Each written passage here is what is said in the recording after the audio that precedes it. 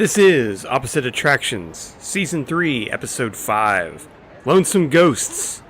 The challenge, a spooky attraction.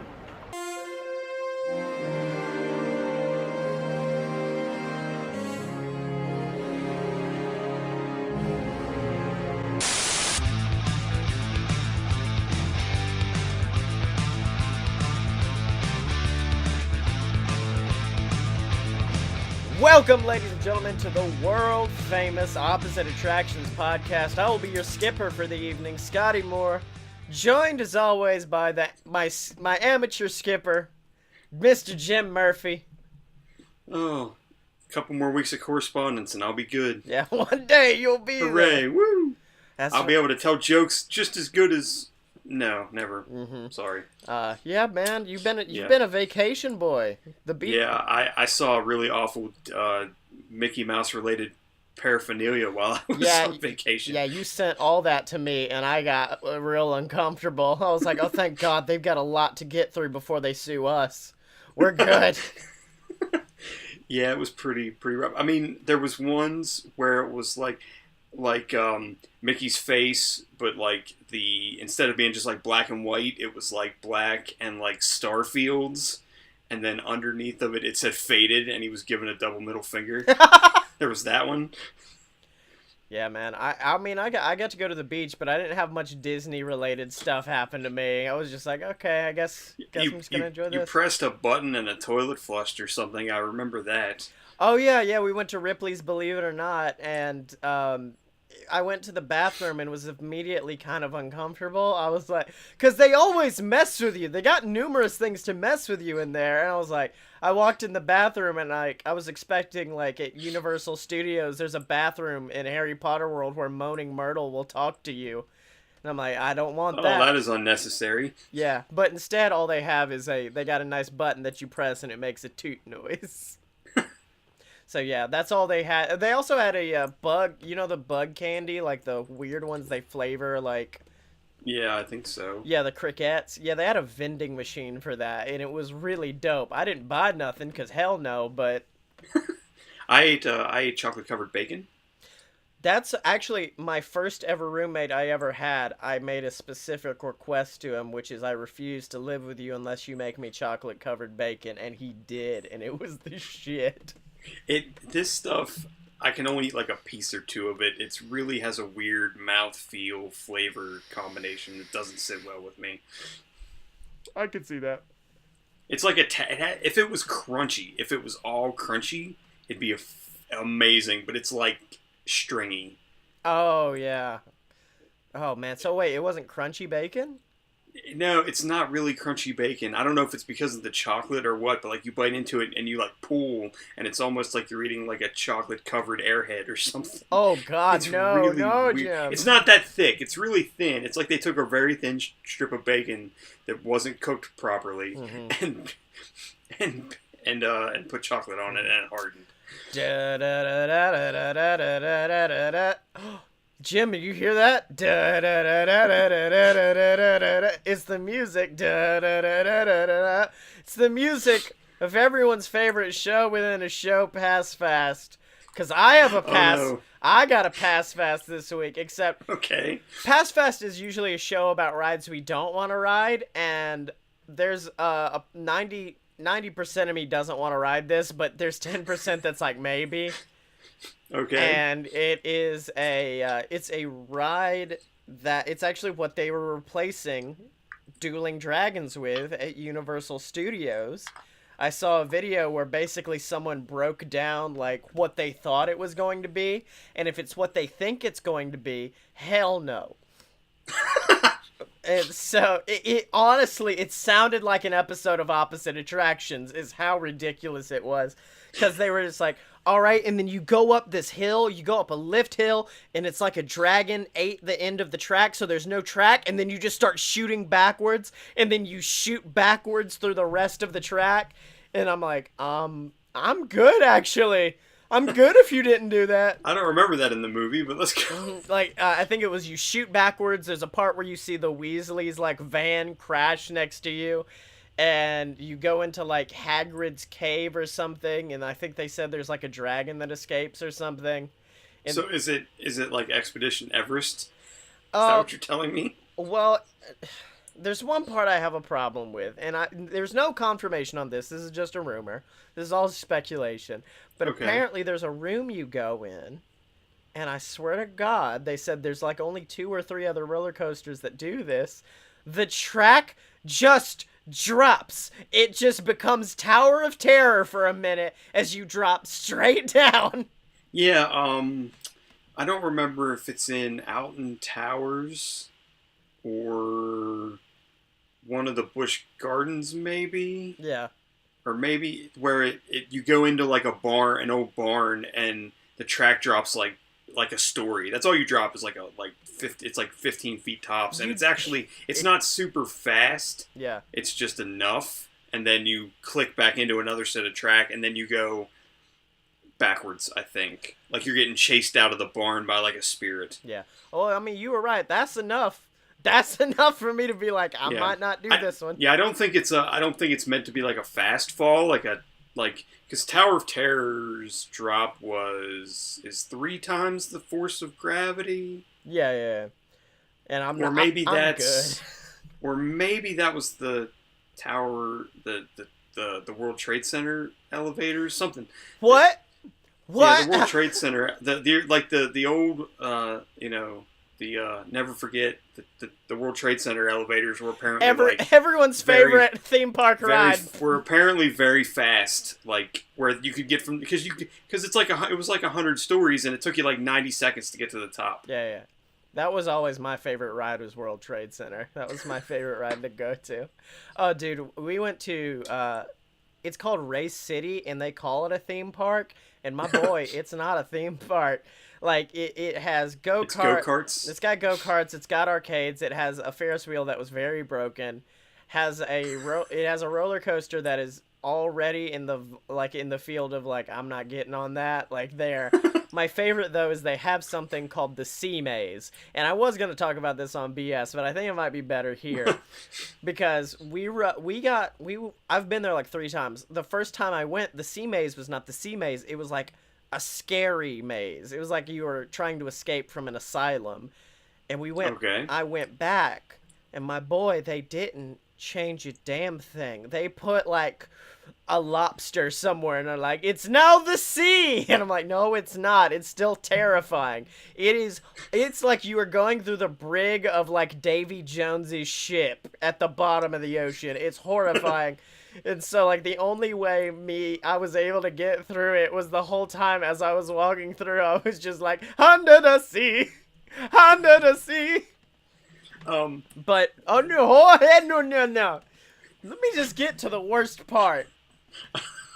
Which is, you go through it, and it's not like a normal maze where you just walk. There are like doors you have to open, which was weird. Ooh. So we get to the end, and you just see what I can only describe as a giant white vagina, and it's these 2 giant white airbags that you have to walk through the middle of, and it's the worst shit ever, dude. You've got like everything pressing up against your body as you walk through this thing. And second time I did it wasn't bad. First time I did it, I was with somebody who has real bad claustrophobia, and she just stares at it and was like, no, I'm not doing this shit. I'm good. And I'm like, well, there's no other way unless you want to walk backwards through that hell maze we just went through. And she goes, fine. And I just go, give me your hand. So I led her through it, like by the hand, and just feel her like grabbing harder and harder as we go deeper. And then we get out on the other side, and I just... How deep is this thing? Like, probably feet? Yeah, it's feet. Like, dude, it's not like a 5 feet either. It's probably like 25 feet of vagine you have to walk through. And I got to the end of it, and I just remember being like, you need to step back and just breathe. She goes, why? Like, there's a hand sticking out of the white. Like, help! let me come out. I'm like, you don't want to, because as you get to the end, there's a strobe light and a giant fucking shark head just staring at you. And I'm like, all right, I'm just gonna prep you real quick. Jaws is here and he's pissed. So yeah, dude, that's the beauty of going to a theme park in Panama City Beach, Florida. When I was like probably under the age of 8, I went to the Ripley's in Myrtle Beach, and I don't know if I went back in there anytime when I was older, but I do remember like hands over eyes and ears, like screaming, "Get the hell out of there!" Like parents had to like carry me out, and I don't remember anything about it or what would have scared me. Because I've been in other Believe It or Nots, and I don't remember anything that horrifying, but I do remember that one. Like it was like start to finish was like 8 minutes. Yeah. I've got 2 stories like this. When I was a kid, our local history museum had a giant pterodactyl skeleton. Ooh. And I guess it wasn't a real one because they would probably have done more care with it, but they had like it up in the corner, so you just turned a corner and there's this punk ass pterodactyl staring at you. And I just remember like, yeah, no, I ain't going further. I ain't walking further because that motherfucker's gonna come get me. But the second one is I was at Ripley's Aquarium in Gatlinburg, Tennessee. Does it have the tunnel? It has the punk ass tunnel, yes. Where the beginning of it is like this rock wall that's like, "Shark Cave, enter at your own despair." And I'm like, I'm already not feeling good about this. So you go in and you're on like a moving sidewalk, and at first it's fine. You're just like, oh cool, sharks. Sharks are awesome. And then you turn a corner and you see like this massive, well not massive, but big enough scratch on the glass, and it just says above it just like, probably like a week after we opened, one of the sharks rammed our glass and it attacked and it hit right here and caused this giant scratch to appear. We haven't been able to get anybody in to fix it, so this is just what we have now. And I remember staring at that and being like reality set in of these are sharks all around me, and I was like, all right, Mom, we're good. We need to leave, actually. We need to leave right now. The Franklin Institute in Philadelphia has, I don't know if they still do, but the last time I went, which was a couple years ago, they have a human heart you can walk through. Okay, body it's wars. It's like a 2-story tall, like imagine like a burger, like a Burger King Playland. Yeah. Sort of a thing, but it's like real thin. It's like very claustrophobic, and it does have like the walls move like it's pumping blood. And there's little, like, flappity things where you go through from, like, chamber to chamber that, like, move. It's not, like, spooky, but it is creepy. That sounds about like 10 pounds of nope in a 5-pound bag right there, Jim. It is fun. Like, it's not, like I said, it's not scary. It is kind of like, if you're claustrophobic, it would probably be bad. Yeah. But it's not nobody's going to jump out of you and yell, like, aorta or something. Yeah. That's not going to happen. So Jim Murphy, this is a podcast where we build our own Thiggity theme park. And of course we've had our superhero themes, we've had our creative themes, but now this time we're just saying fuck it and building, going all out, like just putting it all out on the line, giving our personalities really time to shine with this. Should we have a name for this theme park? I don't want to call it the Opposite Attractions theme park. I'm still workshopping. I don't know. Yeah, it's got to be something about opposites, though. Because I think that's really... It is strikingly the opposites. Which, by the way, next week, for those of you listening to this... Actually, it should be when this comes out. I'm going to be guesting with my fun fiction co-host on the show, Nerds Who Make. And I told him about our theme park, and he goes, yeah, you know that... I was just like, yeah, one half of it's like this really educational part about like old theme parks, and the other part is kind of where you just go and get really drunk. And he's like, you know that theme park already exists and it's called Epcot. I'm like, yeah. And you said yeah, my co-host used to work there. yeah, exactly. But of course we always have our nice little challenges, and this week I brought to the table my favorite kind of ride, which is a fucking spooky ride. And I realized, like, I don't want it to be like a I don't want it to be like a Halloween Horror Nights-esque thing where there are actual things jumping out at you, because I think jump scares, A, are cheap, and B, like, after you ride the ride once, you know where the jump scares are, and they become kind of lame. So I just kind of wanted to create, like, this real spooky environment. I don't know. Every single time I ride Test Track, that freaking truck. Oh, yeah, the truck.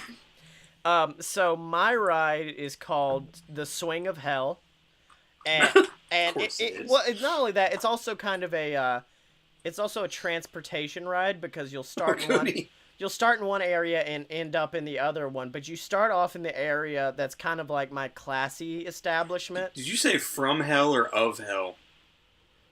I need this for my notes. Well, now I'm changing it. Like, it was Swing of Hell, but Swing from Hell is such a better name. But it's Swing from Hell, and it starts off in the classy area, and the exterior of it is, I'm really drawing from Tower of Terror. So it's kind of got that old 1930s vibe, except it's not a hotel, it's more of a nightclub from that era.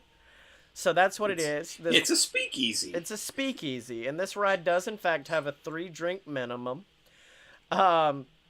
So as you start off the ride, you ride into this old-timey kind of like swing club from the 30s, and it looks like it's closed down. Like, everything kind of seems... It's got the Tower of Terror feel, which is, there's like, it's old and dusty and nasty.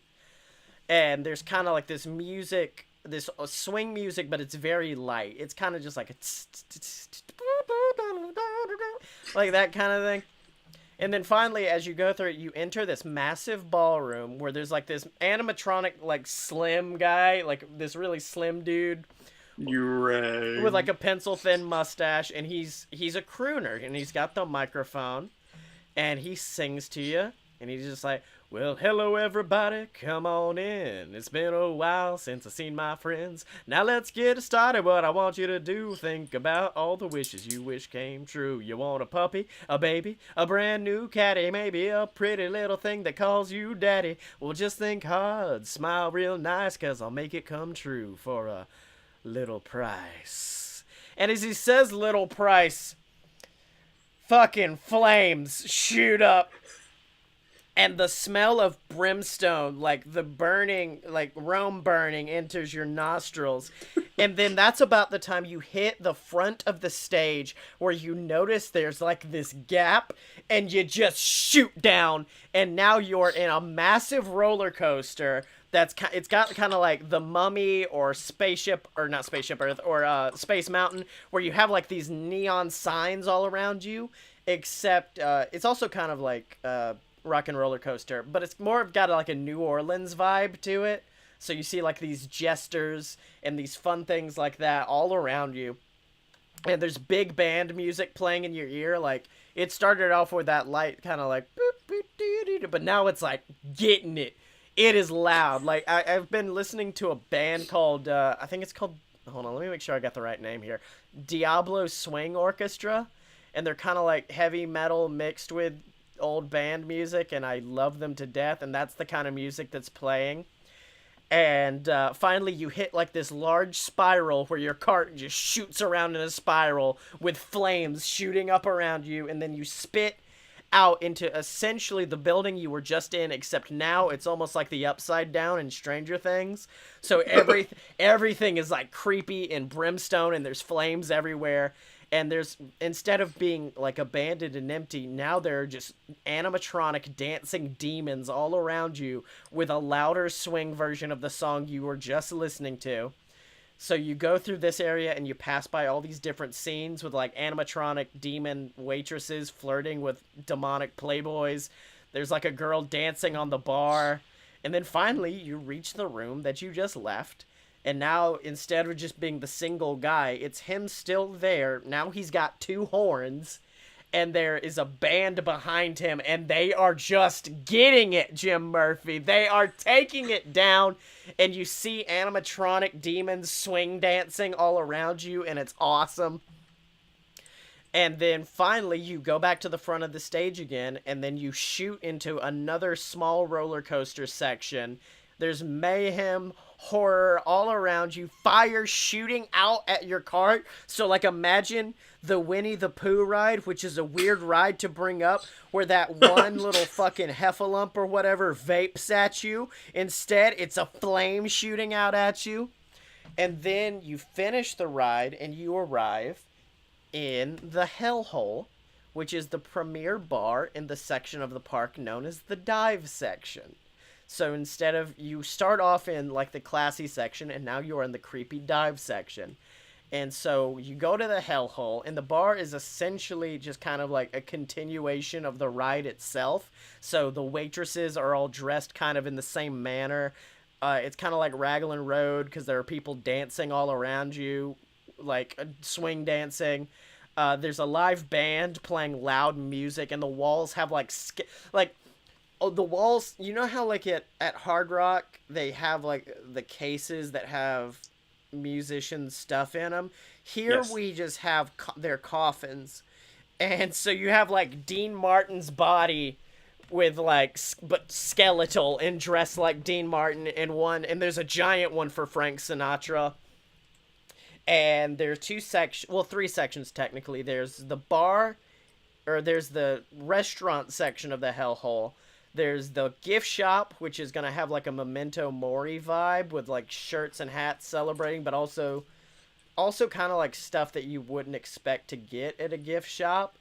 And then there's also the main bar, which you have to be 21 and over, because this is also where there's a burlesque show happening every single hour on the hour at the Hellhole. And the drink of choice for the I decided to give up on trying to create drinks and just look them up instead.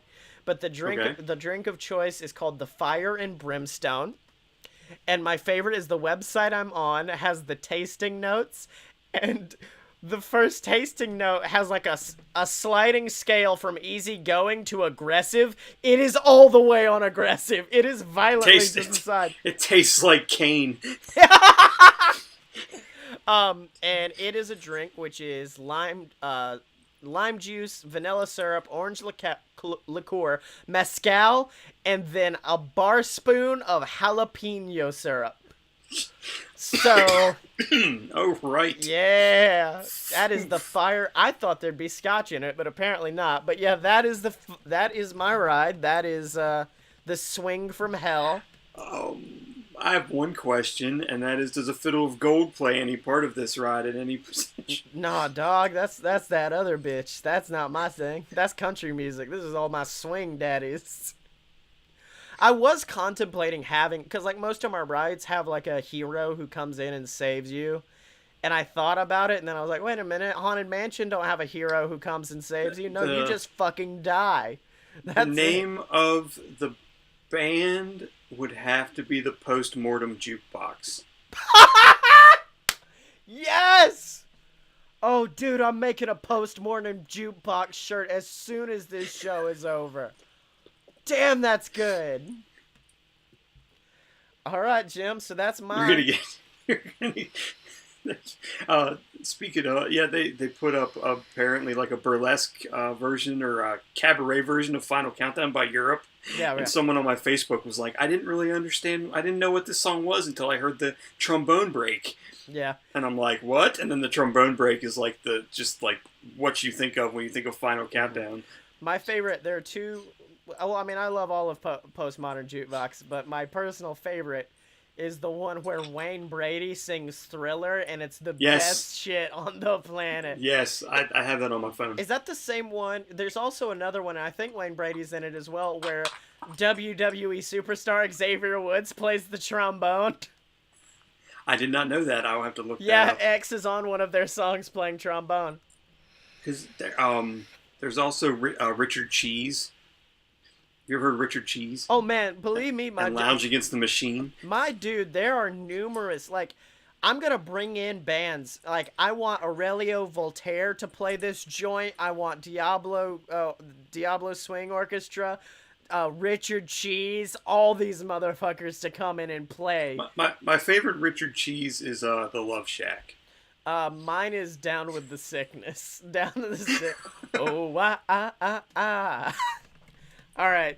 They use that for Shaun of the Dead, right? I think so. Yeah. Yes. All right. Okay, so Bring it to the table, Murphy. Going along with what I did last week, where I basically portray myself as a psychotic lunatic, that is kind of not really all there in the head. My attraction is called That's the Spirit. Okay. And it's basically a carousel of progress style rotating theater show. Okay. And the idea is that I wanted to hire ghosts to perform for people in my park, and so I sent people out to find ghosts. Now that didn't really work out very well. So when you go in, as you go through every scene, it starts out like the first scene.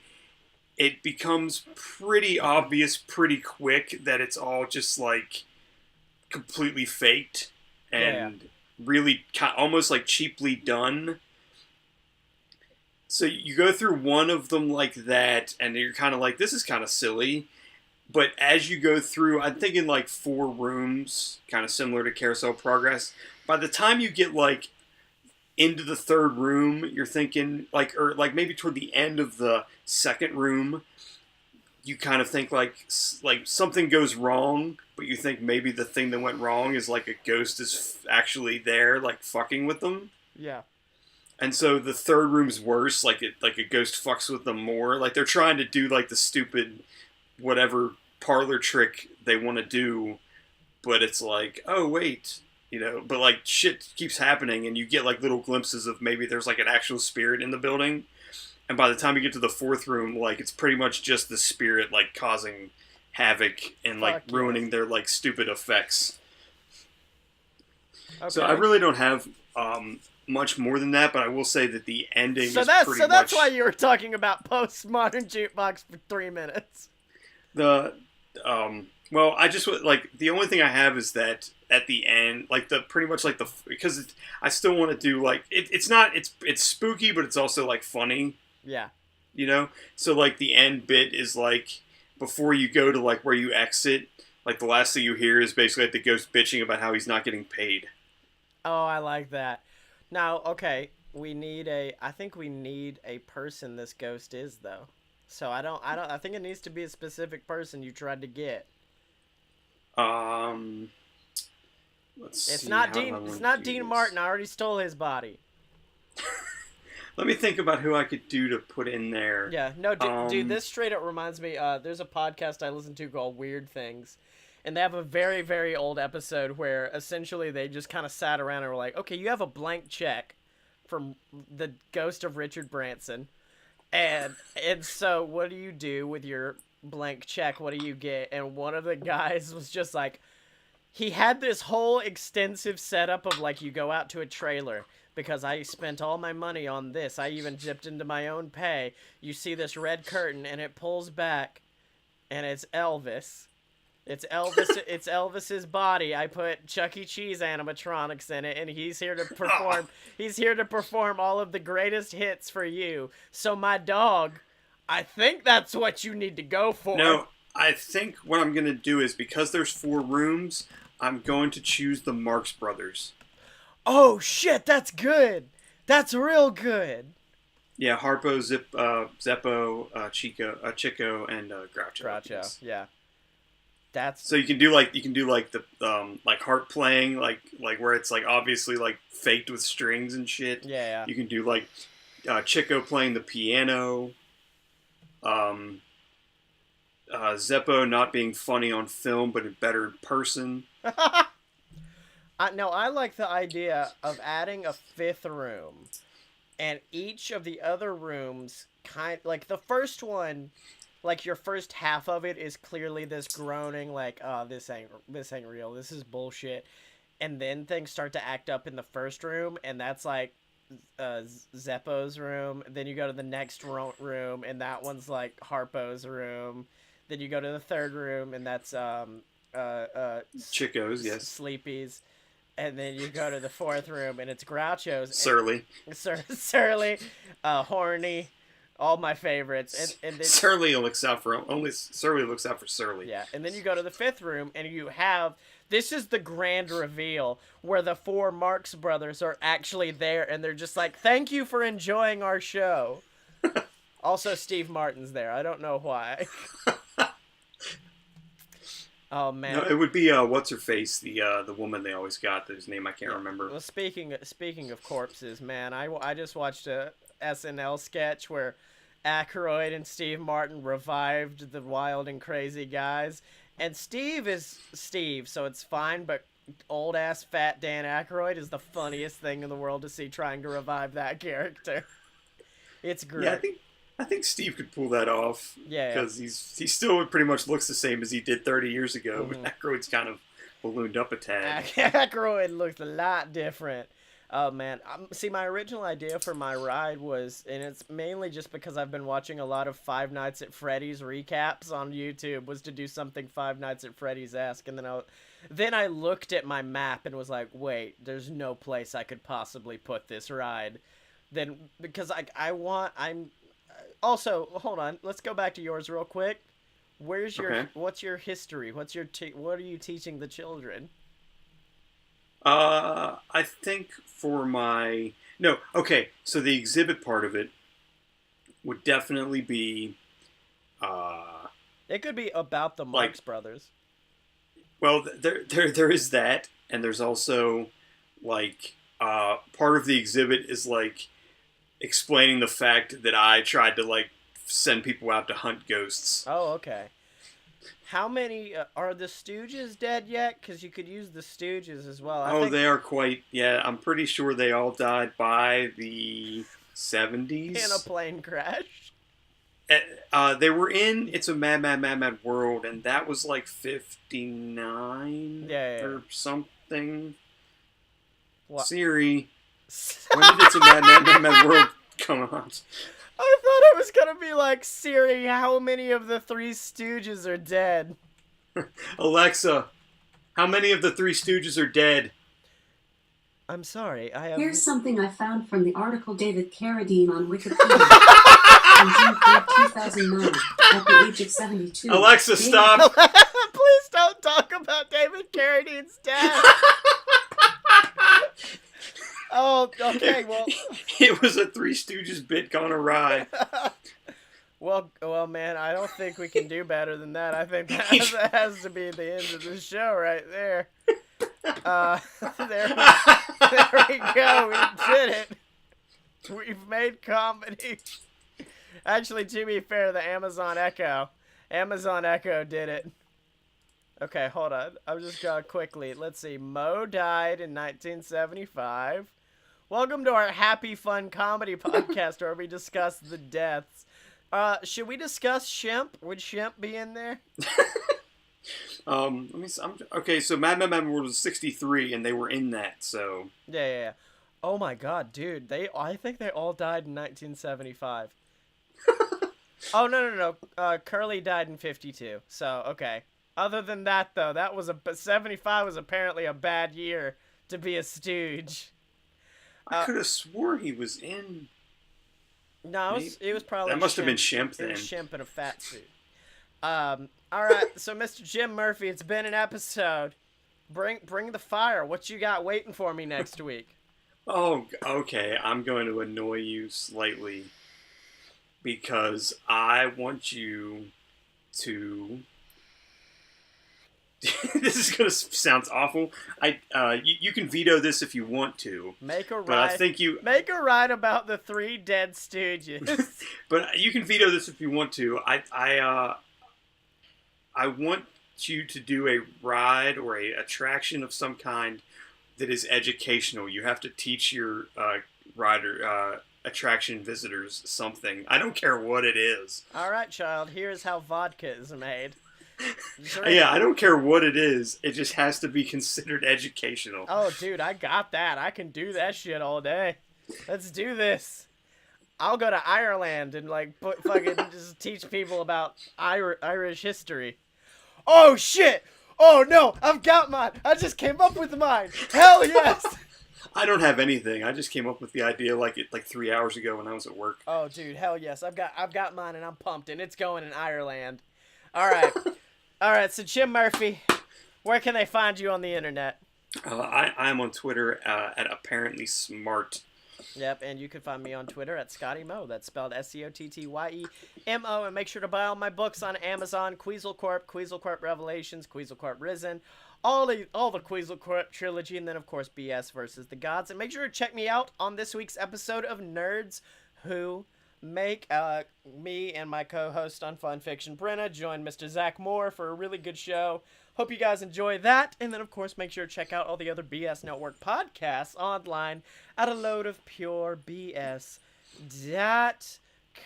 Ladies and gentlemen, there's Fight Boys if you like wrestling, if you like different forms of media, fun fiction, and then if you like two dudes being assholes, there's always a load of BS waiting for you over there. And, of course, make sure to check out all of the older episodes of Opposite Attractions online at opposite-attractions.com. And make sure to pick up your op-at merch at merch.aloadofpurebs.com. Or you can even do it on the A Load of BS website under the Opposite Attractions section. So I adjusted that this week. So the website's been updated. So love that, ladies and gentlemen. And remember, of course, you can find Jim and me on Facebook and Twitter at show. That is spelled OPPATTSHOW. Are you down with OPP?